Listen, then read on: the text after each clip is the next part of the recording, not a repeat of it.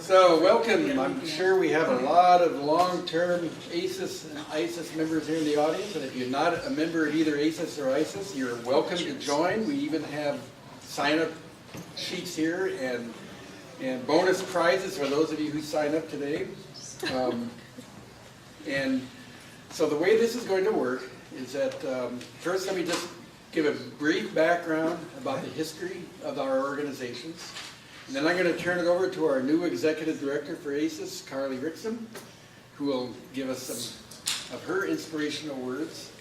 And then we have a number of guest speakers who have volunteered under coercion from Paulette especially to give a talk. A few of them are going to be in PowerPoints, and then we have some others that are going to get up and say some words. And then if anybody else has comments they would like to offer, it's just very open. Basically what we want to do is take a quick retrospective of how far we've come over the past 60 years and where we all think we might be 60 years from now. And it was stated very well last night. I think Ike mentioned it when he was talking about John Perlin's book, is that Mort Prince made the comment when somebody asked him how he felt about the fact that in 1954, when Bell Labs invented the solar cell, there was 0 gigawatts of capacity installed of PV in the world, and today there's 139 gigawatts.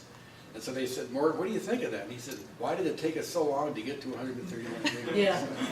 And I thought that was a very good response, and clearly 60 years from now we don't want to just see that doubled. We want to see that many factors higher.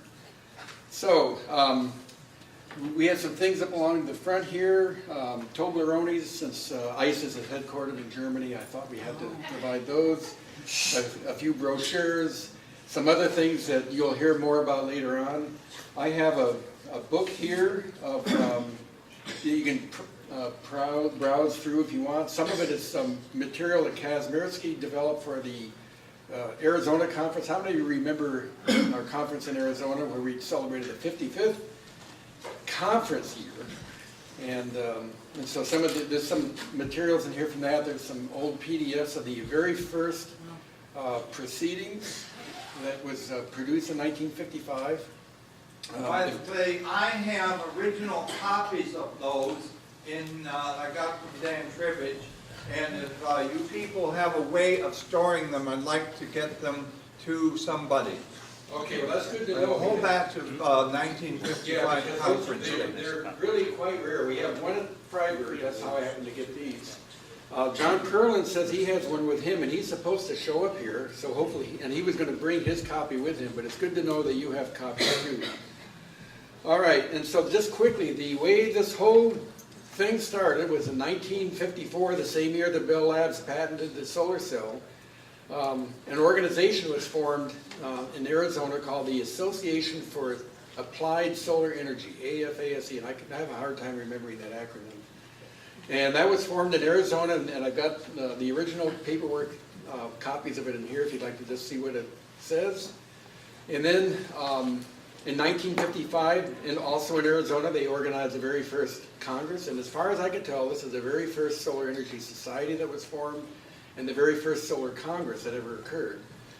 And at about the mid-1960s, the AFASE was changed, the name was changed to the Solar Energy Society.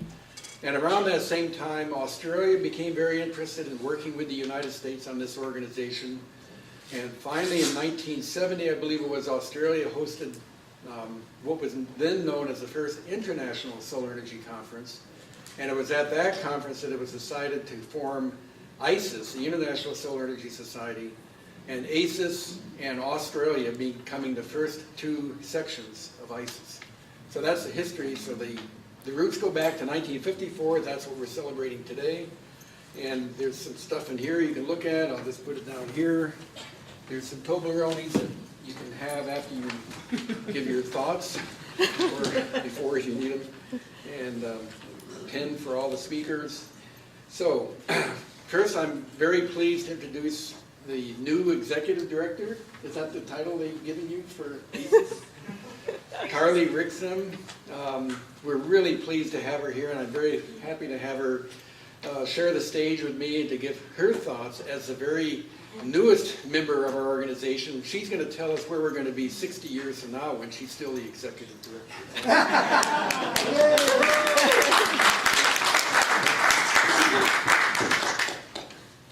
Thanks, Dave. I saw Dave today at the expo, and I said, "Hi, Ron," and he looked at me kind of like, "I'm Dave." So, and it reminded me of when I came in for my first interview for the position. Paulette walked in the door, and I said, "Hi, Pauline," and she said, "It's Paulette." So I finally got you guys straight. So welcome everybody, greetings everyone. Thank you so much for being here. My name is Carly Rixum. I'm the new Executive Director of the American Solar Energy Society. I've been in this role for 1 month. It's been a lot of fun. I'm learning a lot. So thank you again for being here as we come together to celebrate innovation, inspiration, the advancement of solar energy. There's a lot of exciting sessions and speakers here this week, all the way from advances in photovoltaics to zero energy buildings. So we all have something to learn and also have something to teach each other. We're so happy to be a division of ISES, and thanks, Dave, for that quick history of ISES. And we're also happy to be partnered with InterSolar to be here in this amazing city. My favorite city in the entire world, in fact. So this city by the bay is also home to an exemplary architecture design, a high school by the name of the Galileo Academy of Science and Technology. And so I'd like to share a little story today about Galileo Galilei. So in July of 1609, Galileo learned about a telescope built by Dutch eyeglass makers, and he soon developed one of his own. And he literally decided to shoot for the stars as he turned his telescope towards the heavens. And during his exploration, as we know, Galileo started to support and openly support this heliocentric Copernican theory that the Earth and the planets, or the planets and the sun revolved around the Earth instead of, that the Earth revolved around the sun instead of everything revolving around the Earth and the Earth being the center of the universe. And so he was accused of heresy and thrown in jail for the rest of his life until his dying day. And he actually wrote 2 books. It was house arrest back then, and so he wrote 2 books during this day. So maybe house arrest is the way to go. It seems pretty productive. Anyway, it wasn't until 1758 and then officially 1835 that the ban of the Copernican theory was lifted and dropped in support of the truth of science, that the Earth does in fact revolve around the sun. So my point is that sometimes it can be difficult to go out on a limb and stand up for and speak up for what you believe in. And that is what we're all hearing and doing this week. And that's the exciting thing about this week, that this is happening all around us, from the sessions and the workshops to the conversations over coffee and the late night ponderings in the hotel lobby. So what an exciting time that we live in to be here, right here on the cutting edge of solar energy in the greatest city in the world. While Galileo is known as the father of modern science, he wasn't entirely correct. He assumed that the sun was relatively still and that the universe revolved around it. In fact, it wasn't until 1920 that we discovered the Milky Way among millions of galaxies. So 1920, less than 100 years ago, and look how far we've come. ASES's mission is to inspire an era of innovation and to facilitate a transition towards a sustainable energy economy. We have 43 local chapters nationwide, including 7 student chapters and 9 technical divisions that serve as a clearinghouse for information and research across the renewable energy and energy efficient technologies. So we're bringing solar energy to the masses, and we're so excited about this year's National Solar Tour, which will be on October 4th and 5th. So this is the largest grassroots solar event in the country, and about 150,000 participants, and 5,000 solar energy sites nationwide. So this is a chance to see affordable and practical technologies in your very own neighborhood. So if you know anyone that's interested in being a national sponsor, this is an amazing publicity opportunity. If you're self-interested in being on the tour, information's on our website, where you can talk to me about it.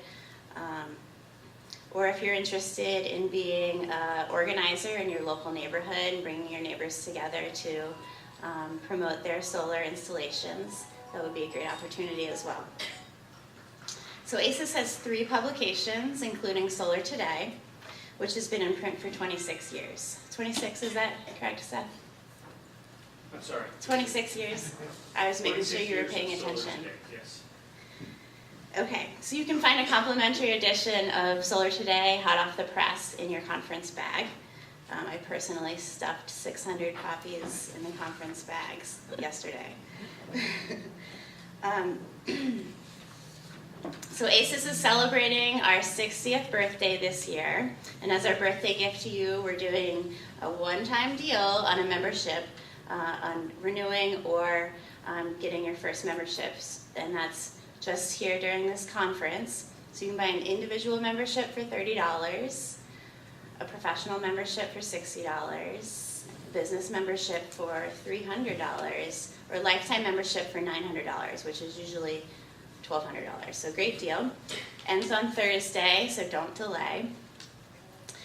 ASES has many projects underway, from digitizing our archives, including technical papers from 43 conferences, putting solar on rooftops of schools as emergency disaster preparedness.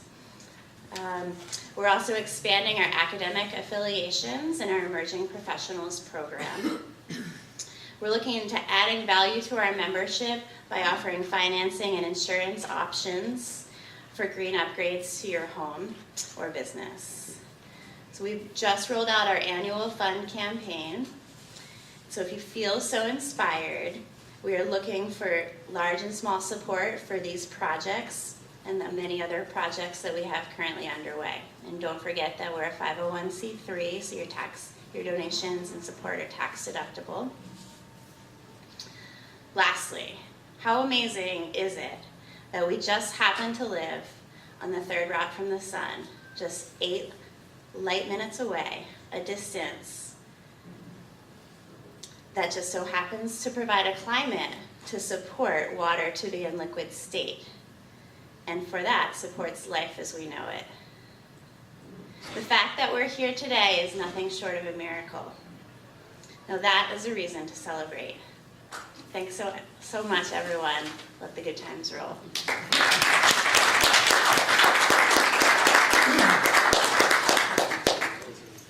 Here, have a pen. Have a candy. Thank you so much, Carly, for those really good words that you just gave us. And also let me just say that ASES and ISES have a really strong partnership. We're really pleased to be working together on a lot of these events. And ISES also organizes a congress every 2 years. We just had one in Cancun, Mexico last November. It was very successful. We had a great time there. Many of you were there. And we're glad to see you. And our next one's going to be in Korea in November 2015. There's a flyer up here if you're interested in more in that. I also just wanted to mention that Ike Weber was planning to be here, but he sends his condolences. He had a meeting to go to in Berkeley and he couldn't get back in time. But Ike's a member of the ISES Board of Directors as well as Paulette. And Paulette, by the way, I want to thank Paulette for all the hard work she did in putting this event together, because I just get to stand here and talk and she did all the work. So thank you, Paulette. But Ike just wanted to make sure I passed on to you his wishes, his good wishes for this event, and for looking forward to many long years of cooperation and collaboration between the two organizations as we move forward to a full 100% renewable energy future. So here is how this is going to work for the rest of the day. We have some presentations by some very distinguished members of the organization here. I'm going to let each of them come up and talk for 5 minutes. Some of this is going to be I think all of this is going to be very interesting information you're going to be able to see. We're going to have to work our way quickly through these because we have about another 7 or 8 speakers also who don't have slides but would like to get up and just say something for a few minutes.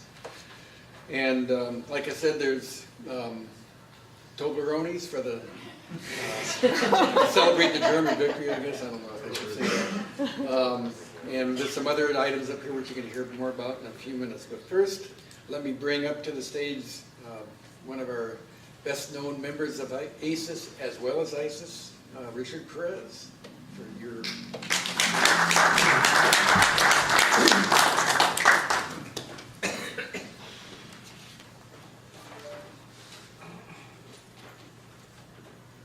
Thanks, Dave.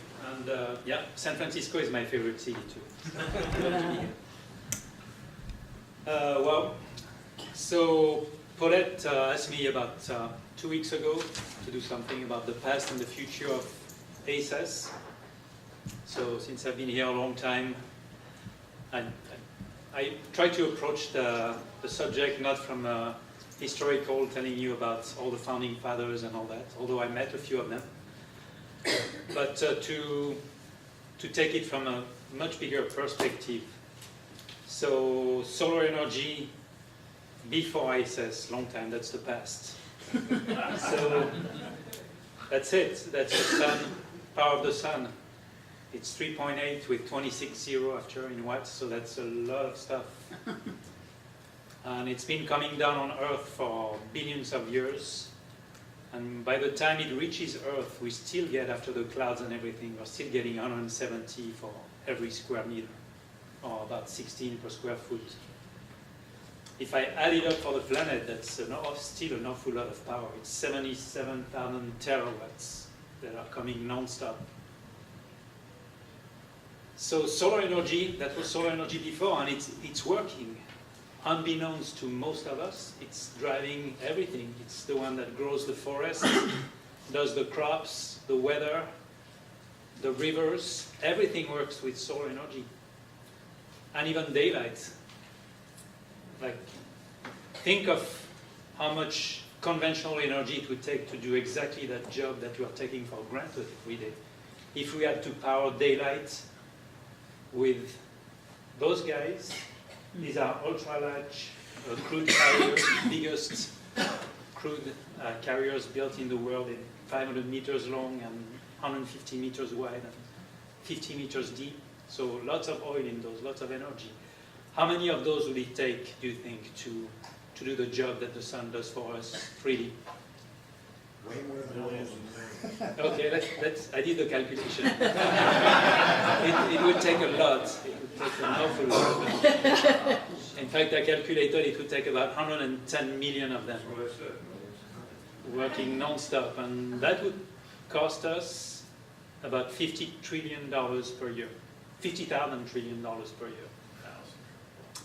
Well, in fact, it would not cost us that much because we would run out of the stuff within 2 days. So there is no question that solar energy already works for us big time. We just, for some reason, we ignore that. And that's where, in the future and the present, that's where ISES comes handy. Because realizing that this is there already powering the planet, and everything else we do, the industry, the planes, the roads, we're only using a tiny fraction of what's available to us. So that's where the intelligence that we would provide to the world would come in and tap just a little bit of that. Even at today's very poor efficiency of 15%, that's how much space it would take to cover with technology to do everything we do. Roads, planes, industries, factories, you name it, everything would come from that little surface. And more importantly, it's only a fraction that space is a small fraction of that space we already utilize every day. The urban sprawl on the planet is about 5 times that small thing. So I hope ISES, despite their new logos, they split over the years and changed their trademark, but it's still the same, will be the catalyst to actually help realize that solar energy is already here doing plenty, and all we need to do is capture just a little bit to go further. So happy 60th ASES, and I see that the translation from Mac to PC and the TH much bigger. That's what it is. Okay, thank you.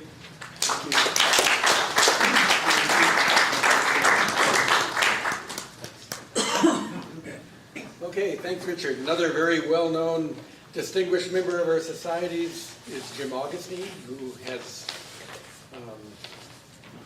taken things out of his pack. Yes. Keep talking. I don't know what else to say. Speechless at the moment because. Got it. Okay, welcome, Jim.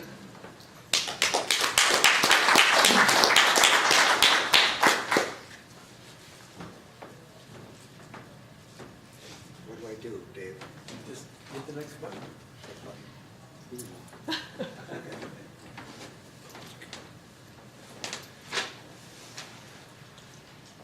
Okay, well, who was it? I guess it was Paulette that sent me this message and said that would I do this, sort of do something to capture the past and maybe the present and the future of ASES and ISES and solar energy. And I said, oh, sure, I'll do that. But then, of course, I don't know what to say. Then I talked to Dave.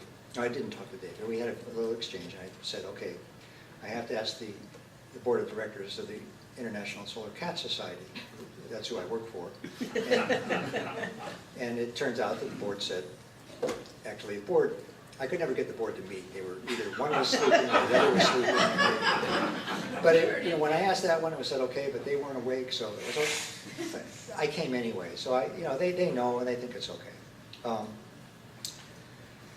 Okay, now with respect to what Dave said when we first started talking here, I have to.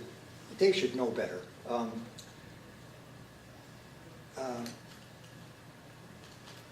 ISES is not the first and oldest solar society in the world. The International Solar Cat Society has been around for an awfully long time. Now, these things here, and I want to get. Oh. I want Dave to pass these out. I want everybody to get one. And you walk away with this thing, and I want you to do what I want you to do right now is I want you to look at page 1, just to emphasize the point that I just said, that the ISES is an older society. But it really doesn't matter too much. Even if you already have one, Frank, you can just keep another one. The grandchildren will love it. Yeah. Each one of them, if you burned it completely and combusted it, you could go about 10 miles, depending upon the efficiency of your vehicle. So if you look at page 1 on that thing, you'll see that cats knew about solar energy an awfully long time ago. And shortly after that, they started the International Solar Cat Society in order to simply remind themselves every now and then that, oh yeah, it's time to go out and lay in the sun. Now, in order to do this little talk about the past and history, the best thing I could really do is this report that was recently put out. It's put out about every 20 years by the ISES. And they call it different things. This time it's called the Progress Report on the Advancement of Globally Integrated Humanity's Grasp of the Nature of Solar Energy and Otherwise What's Important. It's about a 50-50 mix of what's otherwise important in solar energy. That's how important solar energy is, at least to the cats. The essence for this group and for what Paulette wanted me to talk about just simply has to do with the past, how much our progress and so on into the future. This is where we were in 1980. Now, Dave said, of course, that the International Solar Energy Society started in 1960. Well, there was another report in 1960, but that didn't have any people on it.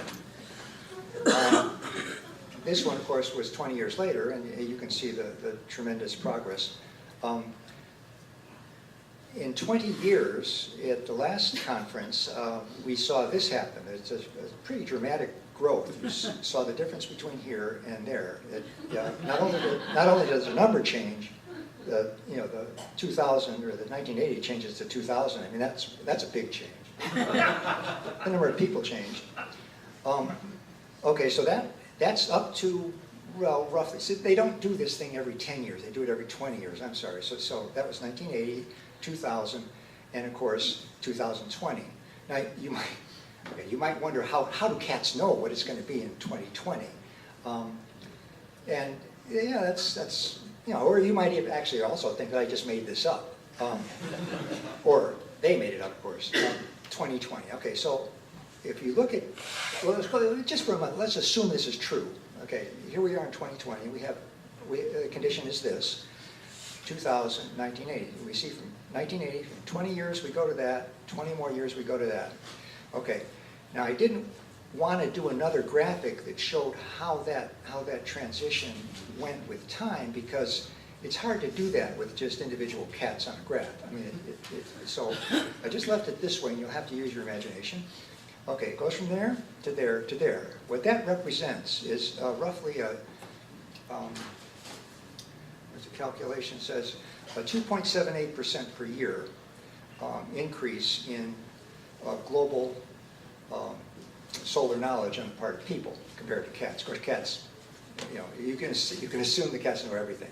2.78% per year.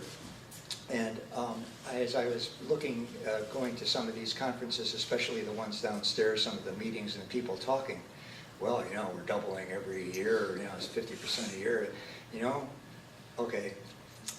I guess the cats might predict that that may not happen forever. 50% per year is going to be tough to keep up.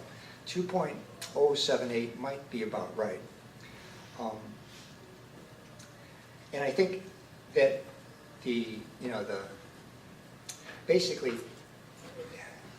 people learn about this stuff. It gets infused into their minds. Their neighbors do it. They learn, and it is happening at a very, very fast rate. But there's an awful lot of people that don't know very much still, and that's where ASES and ISES come in. Is that we need to just keep at this and keep at this and keep at this and keep at this, and it's not going to take.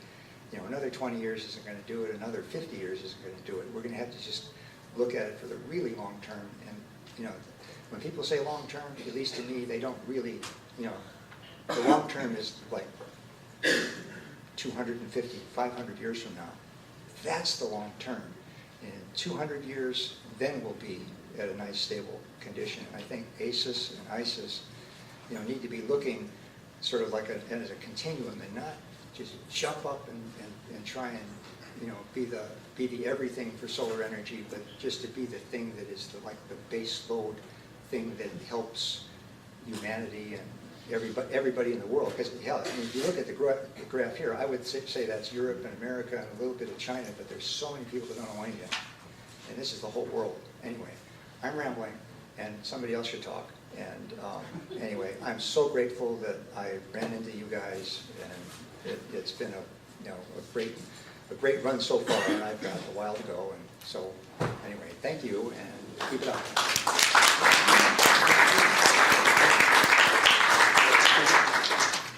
Are you sure it's your comments?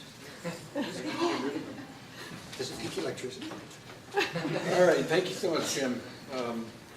It's always good to revisit the solar cat philosophy in the society here. So next we have Ron Swinson.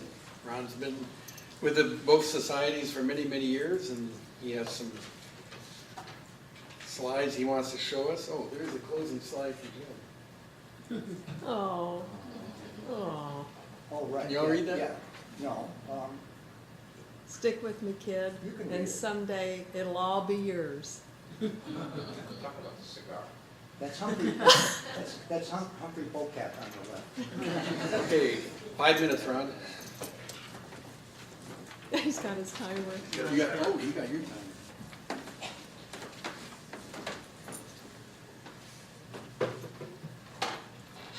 Well, it's really great to see all of you, mostly friends I've known for a long time. And I thought under the circumstances that I would just say a few words about what I see as the most important part of what we're doing right now is to bring along another generation.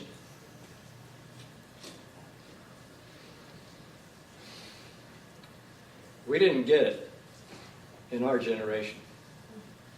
In the last few months, on the 50th anniversary of the Kennedy assassination, I've been doing a lot of introspection and just thought how life changed in that day in November of 1963. And so I want to encourage you all to redouble your efforts to reach out to young people. And to do so, I just want to give you a little idea of some success I've had. I formed a nonprofit just a few years ago. I always felt really uncomfortable as a nonprofit, but a lot of stuff I did just seemed to fit that, so we went ahead and did it. And we call it the International Institute of Sustainable Transportation. And I revived in the mid-90s the ASES transportation division that had kind of gone moribund. And I was working on a solar race car in Mexico, racking my brain all the time. How can we turn solar energy to work for transportation? I just want to give you a few comments. Why are we doing this? I guess you all know that we're having a little trouble in California keeping our water. And there are a lot of other places. I don't have to talk to this crowd about peak oil. The experts now in oil are people like the Bank of America. Just a few days ago, they wrote it up that we're producing more oil than Saudi Arabia. Well, they threw in natural gas and everything else with it, so as to make the numbers look good. But when the banks start telling you about geology, you know we're in trouble.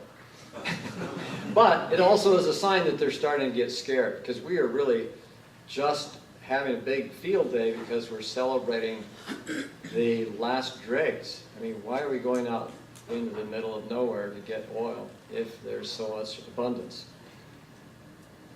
So we're consuming more than one planet. Sustainability, we talk about 100% solar. If we're going to get to 100% solar, we have to look at that 29%, let's call it 30%, that's transportation. We can do the electricity with PV and wind, but how are we going to do it with transportation? We're not going to do it with biofuels. We're not going to do it with the gap that Fred Smith of FedEx envisioned. He calls it valley filling. What's wrong with this picture is he's talking about spare capacity, but not spare energy. So the friend of mine came up with this one. We can't solve problems by using the same kind of thinking we used when we created them, according to Albert Einstein. We can't solve our transportation with the same kind of fuels. We can't keep burning things. We can't. As Richard showed, here's the picture of that. But look at this. This is a typical traffic pattern. When you combine that with the sun, you get this merger. It looks pretty attractive. Rather than generating all electricity in the middle of the night, storing it in a mountain of batteries because we've made such an engineering mismatch between supply and demand, rather we can bring that electricity direct into the transportation system and use a little bit of the surplus we make during the day to carry us through the evening. How we do it? Well, there's a solar race car from the 1990s, 2 meters by 3 meters. If we put that on a transportation system where two vehicles are 2 seconds apart, like that, how many solar modules do we get between my car and your cars? This is how I broke the barrier between the solar race car and a practical vehicle. So you can see a prototype of this downstairs with some students from San Jose State who have been doing this for now 2 years, and this is my time. Come to the booth. It's on the first floor about the closest we can be to right here. In other words, it's in the main floor on the far left at the end. And you'll see tremendous amount of energy these young people have. It's just fantastic that we can actually do something using solar directly to produce a transportation solution. So it's pretty fun. Thank you. Oh, great. Hey, thanks, Ron. That was a great vision. Let's see. I think Marlene, I think you're next. Is that right? Yes. Marlene, one of our Women in Solar Energy recipients from several years back, And the creator. and the creator of what? Women in Solar. Hi. Hi, howdy. So I decided to do my presentation with nothing. No, I don't know where it is. There it is. What I did was, after reading Paulette's email, I just wanted to pull some pictures together from my years at ASES. And I was just thinking the other day, my first ASES conference was 1990. I just learned, 89 or 90, when we were in Austin. 89. Was it 89? So I was just learning this stuff. And a group of us went down to Austin, 10,000 of us in a hotel room. And I went to my first reception in rollerblades, all dressed up and in rollerblades. And I started asking the guys out there, especially the business owners, how many women do you have working for you? They're like, you want a job? You want a job? They didn't have many. We still have that problem, so that's something we got to work on. And the reason I chose this picture is it's just very funny, all these ASES moments. So this picture was taken at Arizona Public Service. I was doing a tour there. I was sitting on a committee, an IEEE committee, and this module was supposed to be able, you were supposed to be able to stand on it, which is why I was standing on it. Somebody took a picture and gave it to me. And Steve Callahan, who is, Steve Calland, who's at North Carolina. Anyway, good buddy. He was working on Capitol Hill. He was a friend of mine. He told me he put this picture in every single congressman's presentation, like it went all over Capitol Hill. It's so funny, you know, how whatever impact we have, who knows what happened with it, but he said, I just put it wherever I could. I didn't care. So I thought I'd show you that. And one of the things I've done with ASES is I went to what is now SEI, but it was part of Colorado Mountain College, and where I got my vocational degree in solar, and then moved on to other things. And I never thought that's where I would hold my stick up about women in solar, but we really don't have enough. And I was not happy with, ASES was doing something, but we needed to do way more. We needed more than a women's breakfast. I don't know those of you that remember that. So I just did it. I had a lot of pushback from ASES. I made it happen. And these are some of the classes. So I have a few pictures. These pictures happen to be from Oregon, but we did a bunch of them. We got to help ASES, make some money for ASES, and leave legacies wherever we went. I have some awesome stories. You can buy me a beer, I'll tell you all of them. And I just wanted to share, like, I come to ASES to get renewed every year. We all go back to our respective places, and we really work in isolation a lot. Those of you that don't, good for you, but we do things in our community and try to get things done, and here we come to kind of re-energize. That's what I do. And get ideas and go out and do it again. And so I've made a lot of good friends. These are some of my buddies. And you can see Bill Spratley on the floor there, cracking up. I thought we were going to lose it there. But, you know, just all the friends I've made over the years, and so much fun, and some of the panels. And, you know, I hope that I've been able to contribute something to ASES. And these are some of the places that we've been. So I'll tell you one, well, I have lots of quick stories, but one quick story. Some of these pictures are taken in Cleveland. We did a women's PV workshop in Cleveland. And we all got tickets. Christina Panoska, who was helping with that, she's in one of the pictures. Anyway, we all got tickets to the Indians game at the Cleveland Stadium, the Indian Stadium. And so luckily they put us in the nosebleed section. And these women were crazy.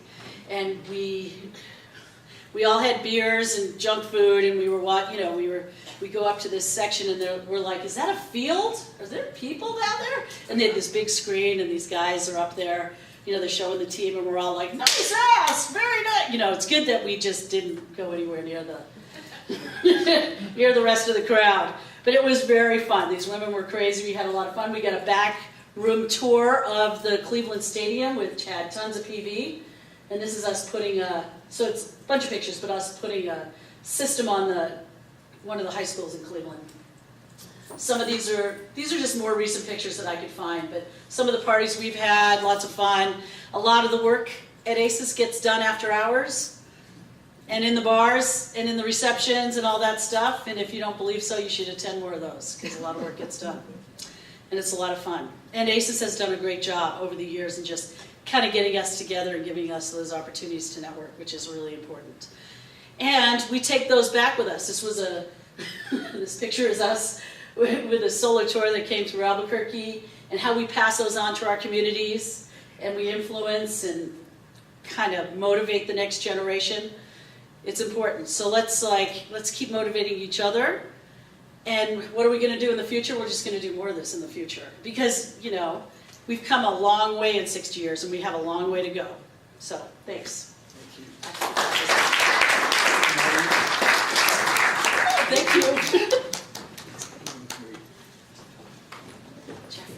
All right, Jeffrey, you're next. Thank you, Marlene. That was good. Jeffrey Brownson. Hi everyone, I'm Jeffrey Brownson from Penn State. Pretty much anybody who looks even remotely young has been getting like cards from me and approached by me and smiled by me and saying, have you heard about emerging professionals? So if you haven't, you'll probably see me soon. The other side of it is if you're old, you're going to hear me talking about emerging professionals as well. So I'm responding to this from the side of the younger generation, the emerging generation that's coming up, the generation of people that have this philosophy of sustainability, of conservation, just ingrained. It's just part of the norm. It's just assumed that we're all going to be moving towards a sustainable energy status, that we recycle when we consume our waste goods, and that ultimately water must be conserved and all these things. So when I came to Penn State, I was a young faculty member. I'm still a young faculty member who came to Penn State back in 2007. Why don't you start by defining old?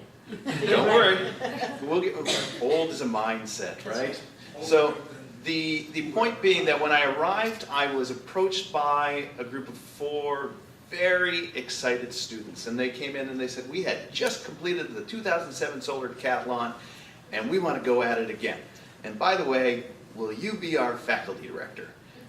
And I was new and I was fresh, and all I knew was that I wanted to be a part of something in solar energy. So I said yes. And then 2 years later, we had this amazing house. This is the Natural Fusion home that ultimately was purchased and then maintained by Barron Material Science in Pittsburgh. We did this enterprise initially thinking that we were doing it as a competition. It turned into just a life-changing strategy. The people, those 4 people who initially pulled me in, became leaders in their own right. As soon as they graduated, they picked the jobs that they wanted, largely in sustainability, renewable energy, even in our local municipal government. The point being that it was a very challenging experience. It takes a lot of your time, and it's tough. But the result is that those solar decathlons, as challenging as they might be in terms of experiences, they, combined with a lot of the USGBC LEED developments, have really inspired students and younger professionals to become engaged in sustainability through tasks. And I think this actually changed a lot of the way that we approach education, is that we've been seeing a lot more service-based learning. I mean, Ron is definitely taking this up wholeheartedly, and we're seeing a lot more of those types of projects. And so, partially through that, we started showing up at the American Solar Energy Society meetings, and we started bringing students, and it started with a couple of students, and then it became more students. Now we're having larger students, and now we're trying to, at Penn State, we're trying to encourage other students to grow new student chapters. And so, and our last event was, I had the fortune to go to Cancun to the ISES conference where we met Roshana Vidi, and who's standing back there, who is the Yellett Award winner this year. Congratulations. And she's really championing the aspect that this student movement, and not just student, but these transitioning professionals really deserve a place to come home to network together with, because everybody feels that they're part of wanting to be a part of something bigger, and sustainable energy is so localized and so isolated, except for the fact that this next generation is not isolated, and that they have extremely strong social networking skills, and they have a very different net cultural perspective of who they are as a part of a larger whole.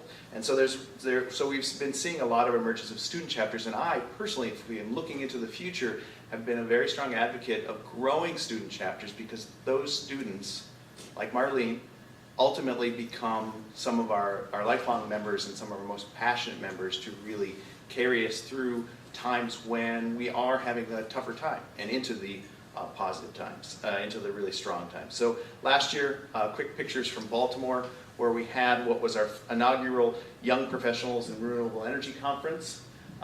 We were supported by Enphase Energy and Elsevier publishers to host Beer 30 events.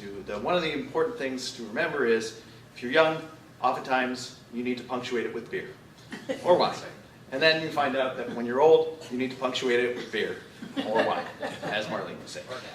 So what's happening now is we've transitioned that title from young professionals into a kind of a more robust title of emerging professionals in renewable energy. And we're going to be cultivating that meme, that concept of emerging professionals in renewable energy as we move forward with ASES. Penn State is going to be developing a lot of the drive behind this, because we've just had some recent experience establishing this. And so if you're looking to make some connectivity with students, please reach out to us at Penn State. We've started a lot of things. Roshana basically made some great partnerships to form her own network of ISES in Florida. And so with that, I think I'm going to leave it. Thank you very much for your time.